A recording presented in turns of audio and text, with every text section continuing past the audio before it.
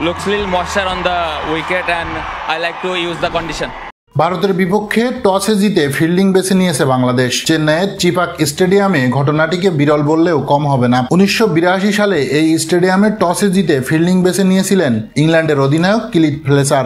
এরপর আজ সেটা করে দেখালেন নাজমুল হোসেন শান্ত। চিপকে চতুর্থ ইনিংসে ব্যাট করার ঝুঁকি নিচ্ছে বাংলাদেশ। 20 টেস্ট পর চিপকে কোনো অধিনায়ক টসে জিতে ব্যাটিং বেছে নিলেন না। টস জিতে ফিল্ডিং বেছে নেওয়ার কারণ হিসেবে শান্ত বলেছেন, উইকেটের শুরুর আদ্রতা কাজে লাগাতে চান। উইকেট দেখে মনে হচ্ছে প্রথম সেশনে পেসাররা সুবিধা পাবে। নতুন বল, দুর্দান্ত শুরু বাংলাদেশের, যেখানে মাত্র 10 ওভারে 34 রান তুলতেই ভারতের 3 উইকেট নেই, আর সবগুলো উইকেট নিয়েছেন হাসান মাহমুদ। পাকিস্তানের বিপক্ষে একই ধরনের উইকেটে খেলে নিজেদের ওপর আত্মবিশ্বাস এসেছে বাংলাদেশের। এজন্য চিপকেও মাত্র 2 স্পিনার নিয়ে নেমেছে বাংলাদেশ। পাকিস্তানের বিপক্ষে দ্বিতীয় টেস্টে নামা একই একাদশ নিয়ে খেলতে নেমেছে শান্তরা। ওদিকে রোহিত শর্মাও বলেছেন তারও পছন্দ ছিল ফিল্ডিং। কন্ডিশন ব্যাটিং এর জন্য চ্যালেঞ্জিং মনে হচ্ছে তার। স্বাগতিক দলও 3 পেসার নিয়ে নেমেছে।